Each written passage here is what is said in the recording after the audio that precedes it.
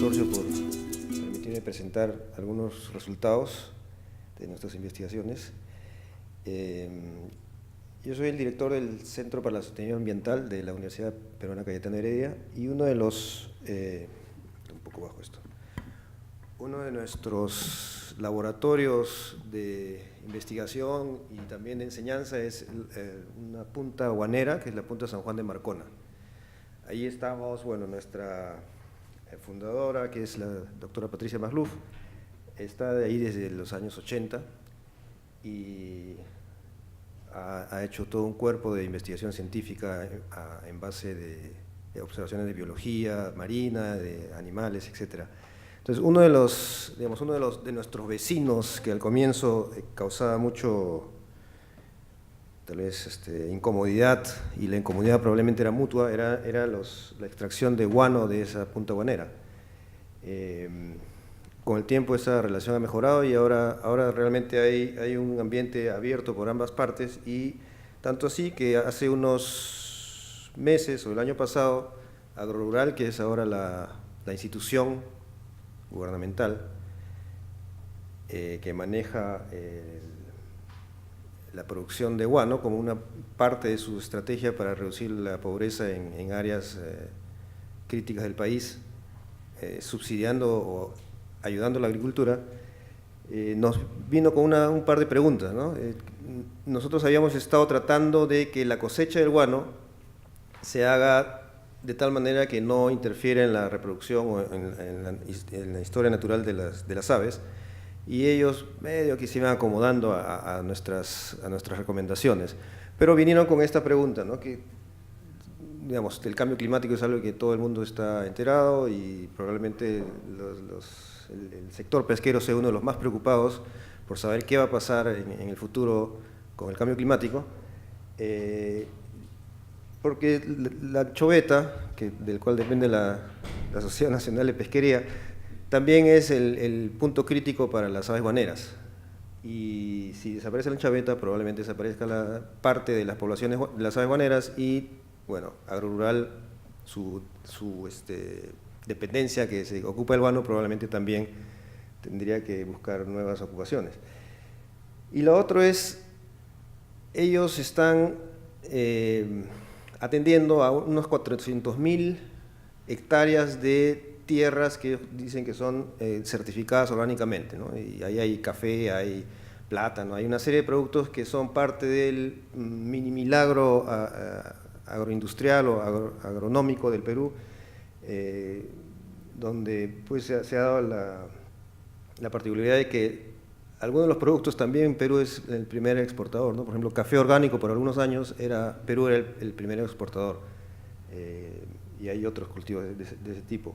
Entonces, esto depende de tener un buen fertilizante orgánico certificable y además que sea accesible, ¿no? Entonces, el Agrorural lo que hace es subsidia parte de esos agricultores vendiéndoles este guano barato.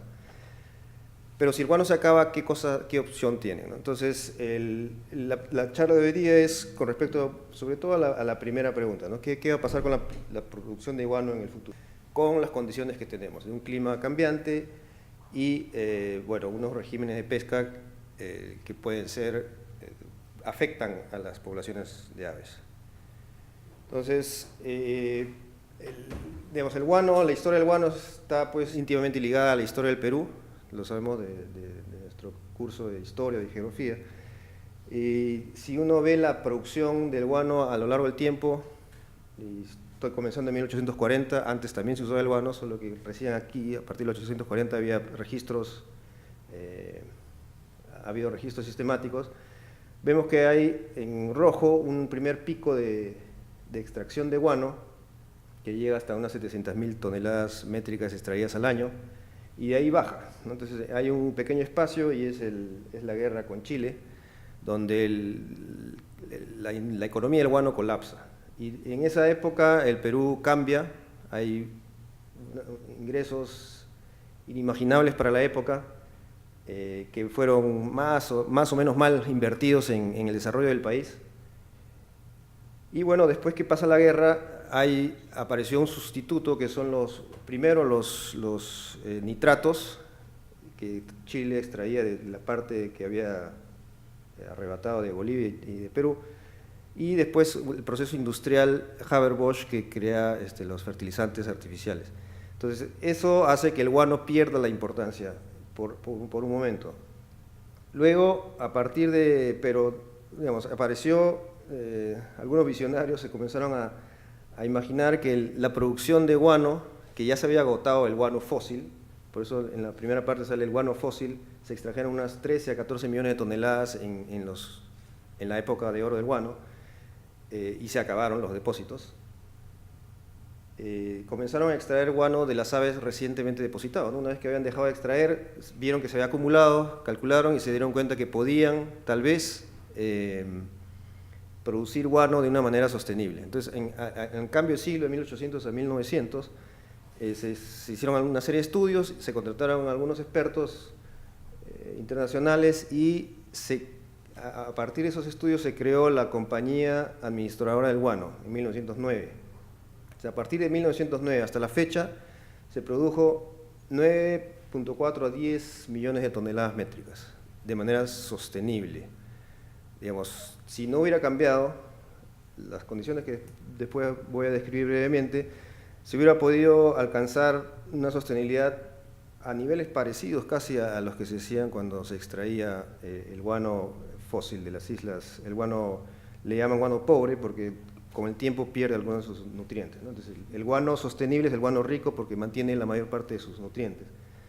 Si se fijan, el pico en el año 55, a la derecha, más o menos es la mitad de lo que alcanzó el pico en el año 78, me parece que es la máxima producción que hubo.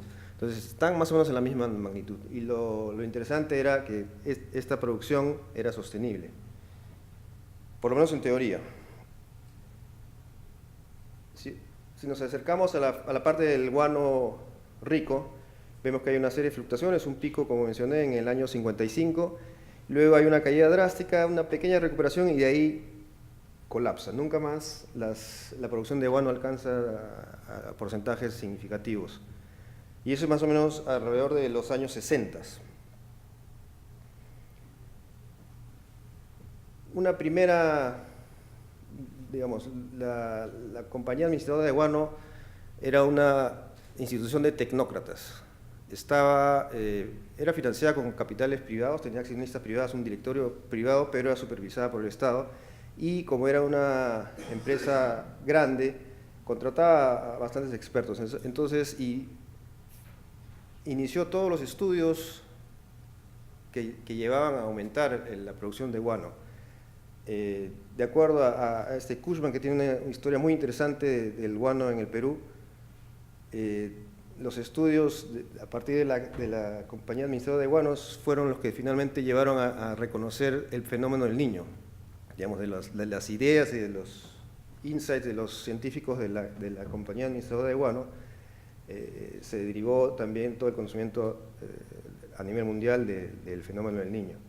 Entonces, una de las primeras hipótesis era, como en animales domésticos, cuando hay mucha densidad hay enfermedades. Entonces, una de las investigaciones era cómo podemos reducir las enfermedades, los depredadores, para que las aves suban. Y la otra era que la comida es el factor crítico, ¿no? La cantidad de anchoveta que hay dentro del agua es el factor crítico para las aves.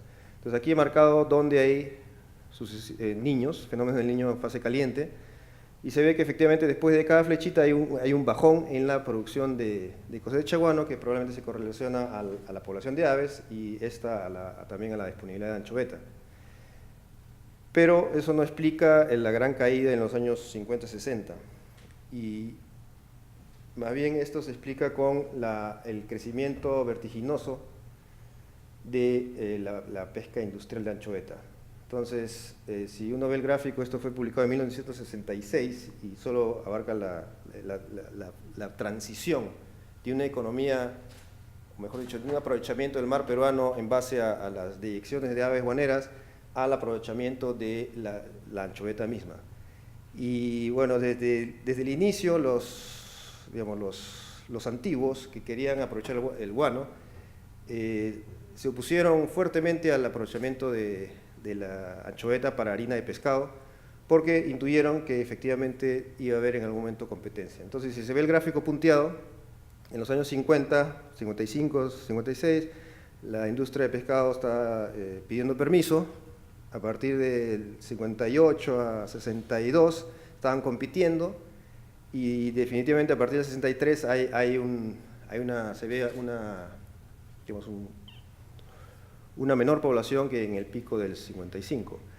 Entonces ya ahí se notaba que había un impacto de la pesca industrial. Pero en un eje temporal más largo, aquí en rojo está la cosecha de guano y en azul la pesca de anchoveta, vemos que la anchoveta crece hasta el año 70 y de ahí colapsa, ¿no?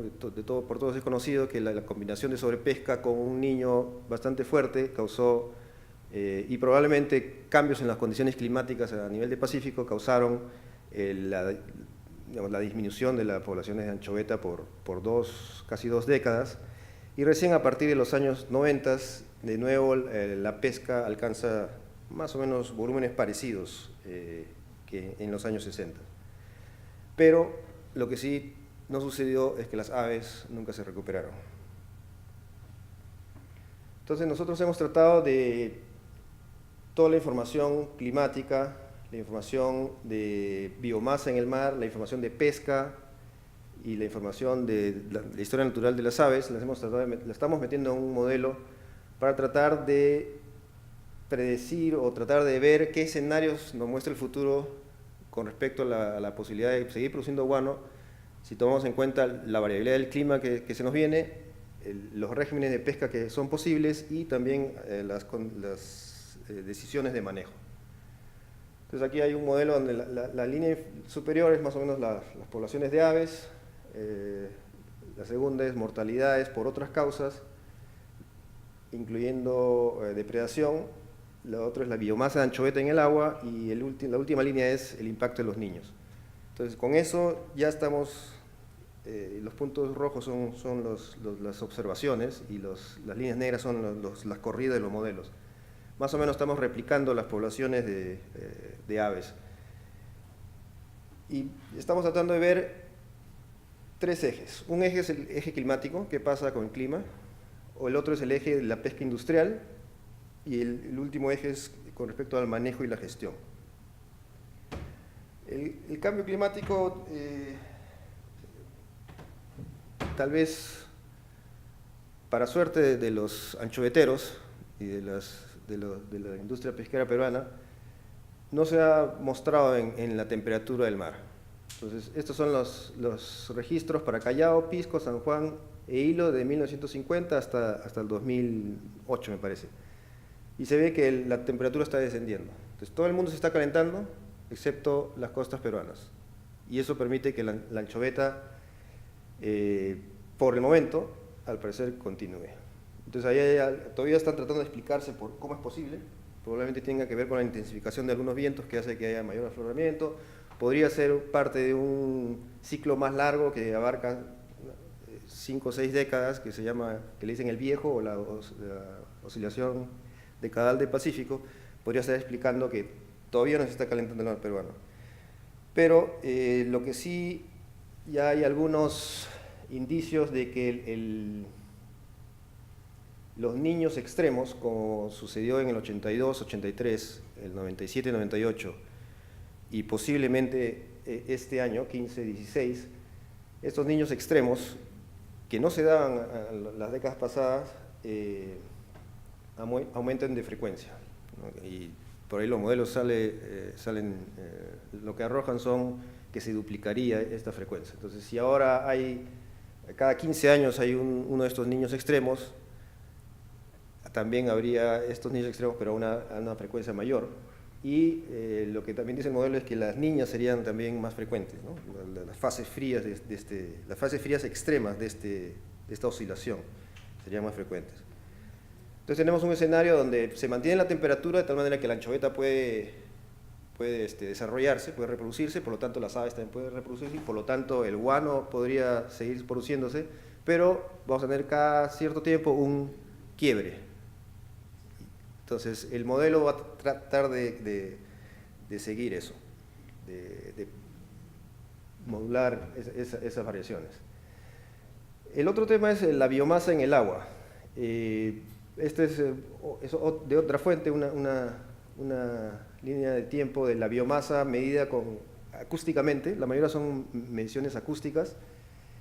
Como dijo Elena Conterno, esta tiene sus problemas, no necesariamente refleja la población general, pero es un buen indicio y hasta ahora ha sido usada para manejar mal que bien, manejar la industria pesquera, y en los últimos años tienen una sostenibilidad que bueno, ya ha destacado Elena. Si vemos la biomasa de entre los años 30 y los años 70, digamos, en promedio está alrededor de 10 millones, medida por estos métodos acústicos. Vemos que a partir del 70 cae enormemente, casi desaparece, es sustituida probablemente por la sardina, y luego a partir de los 90 comienza a subir de 5 millones a 7, 8 millones, lo cual ya llega a la magnitud de lo que había antes, supuestamente. Entonces, lo que no se ha recuperado, lo que hemos dicho, las aves no se han recuperado de la misma manera que la biomasa de la anchoveta, a pesar de que la pesca ha disminuido con respecto a los años 60 y a los años 90. Y uno de los temas es, o sea, no solo es la biomasa en el agua la que importa, sino también en qué momento y dónde se pesca.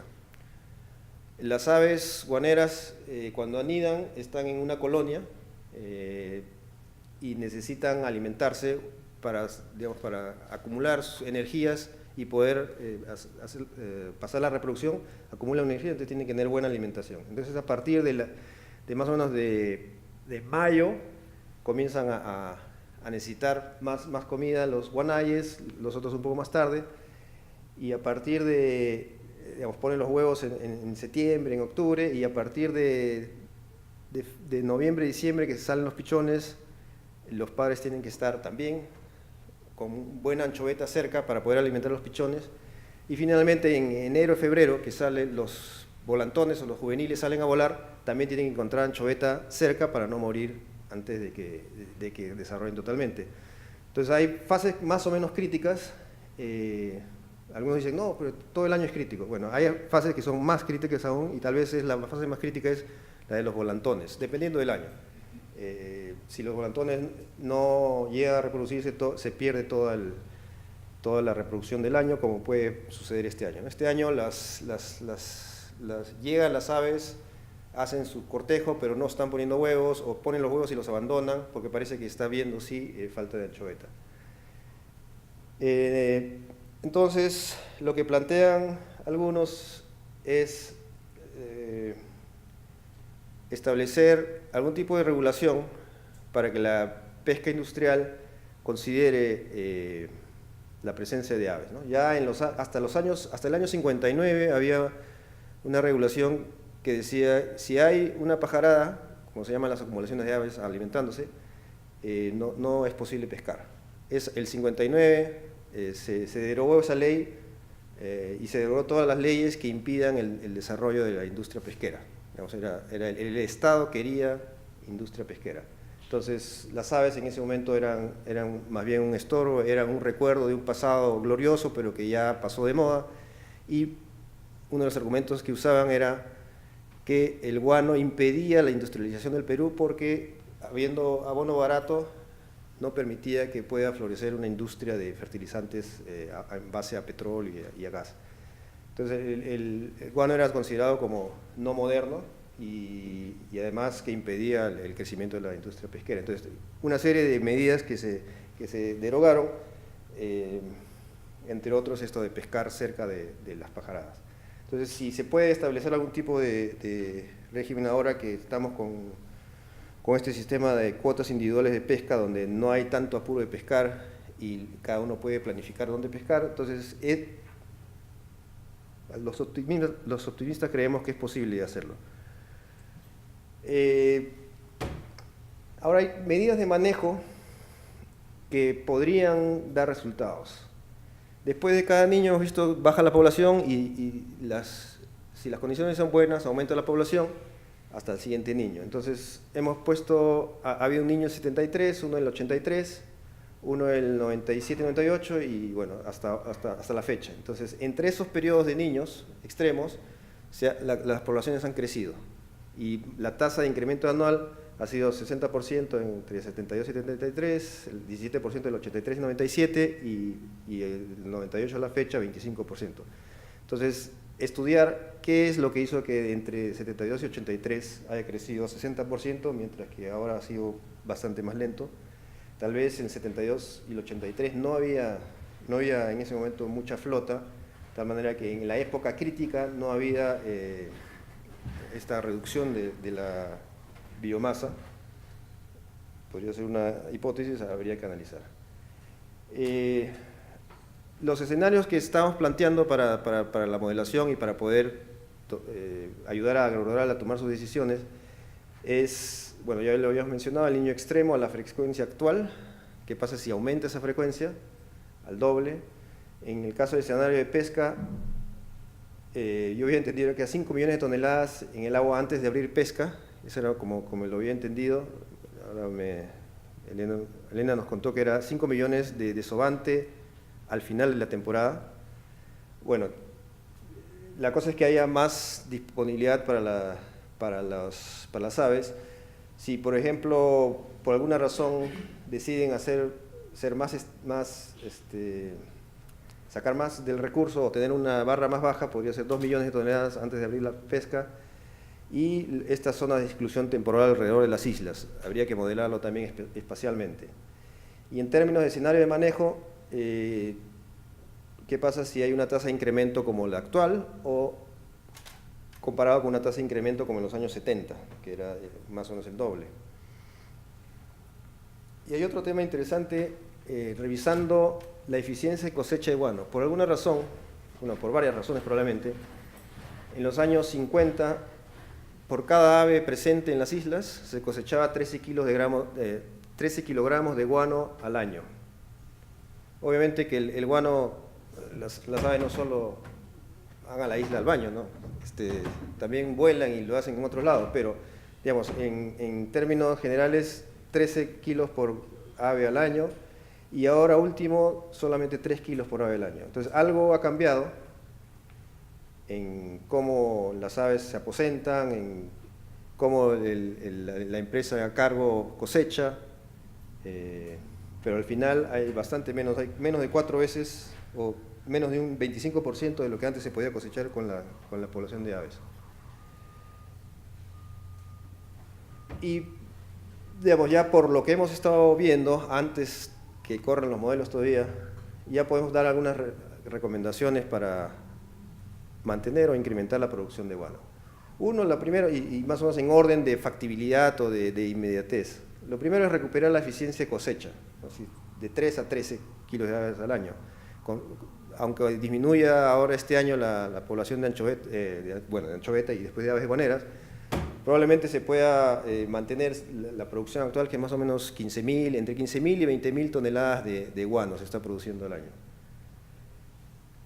Lo otro es, hemos visto que el stock pesquero ha subido, y sin embargo las aves no han subido. Entonces, estudiar qué es lo que está evitando, ¿no? Uno podría ser la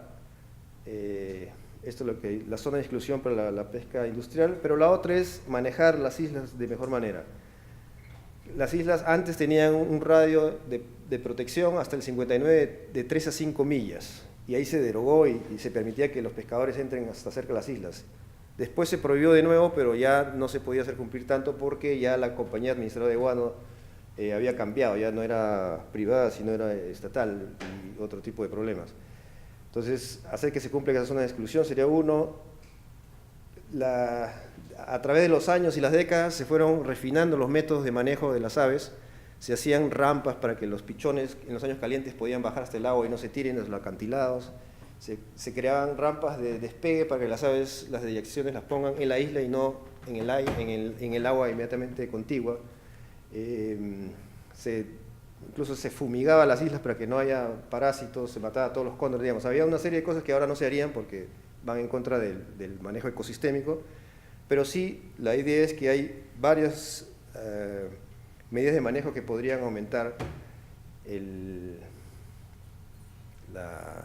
la producción de guano y la acumulación del guano.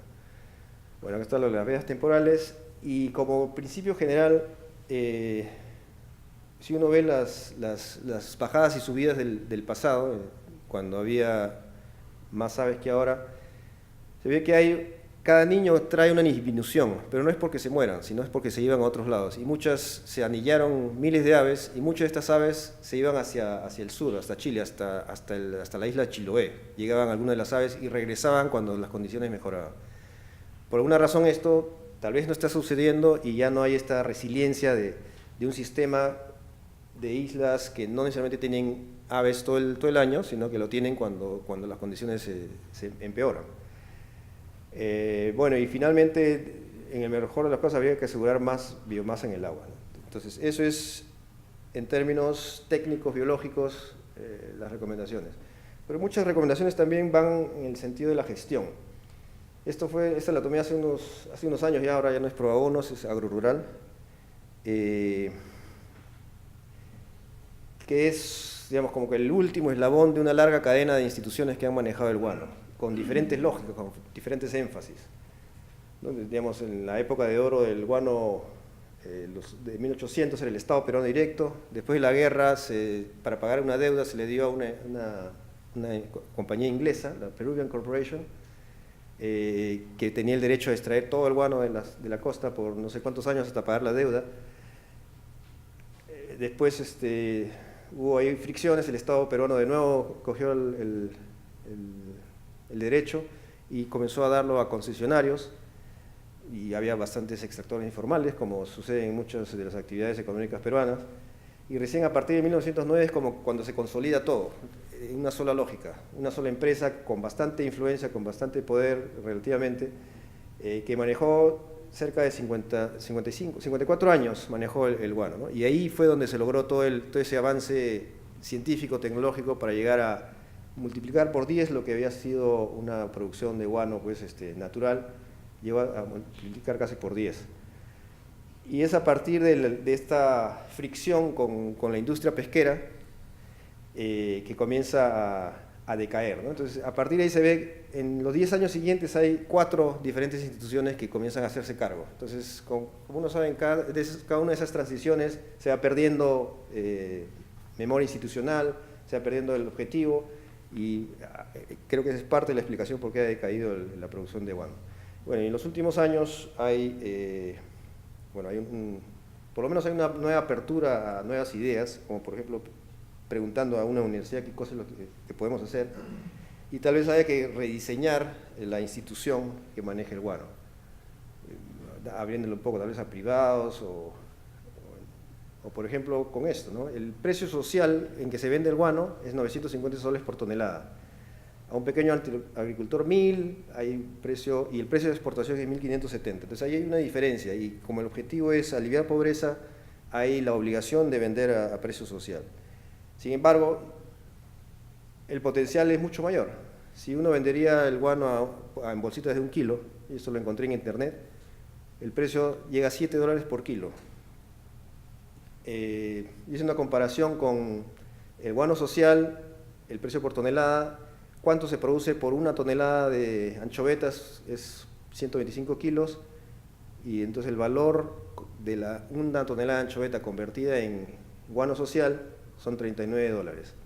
La harina de pescado Prime, que ahorita está a un precio altísimo de 2.370, una tonelada convertida equivale a $527, y el guano en tienda en Estados Unidos, 875. Claro, esta es una comparación burda, pero sí da que pensar. Estamos comparando a 39 con potencialmente 875 en cadena de valor. Y por otro lado, si uno considera los valores ecosistémicos, ¿no? El guano social tiene un efecto multiplicador con los pequeños agricultores que están certificándose orgánicamente, y eso ayuda en general a varios aspectos, no solo la agricultura. Entonces, algunos optimistas creen que es posible una tercera era del guano, y que esta debe ser, eso es lo que no he mencionado, parte de una estrategia de la Reserva Nacional de Islas, Islotes y Puntas Guaneras, que son todos esos puntos a lo largo de la costa. Yo sí creo que puede coexistir con una pesca industrial sostenible, pero es crucial que el guano sea mejor valorado. Gracias.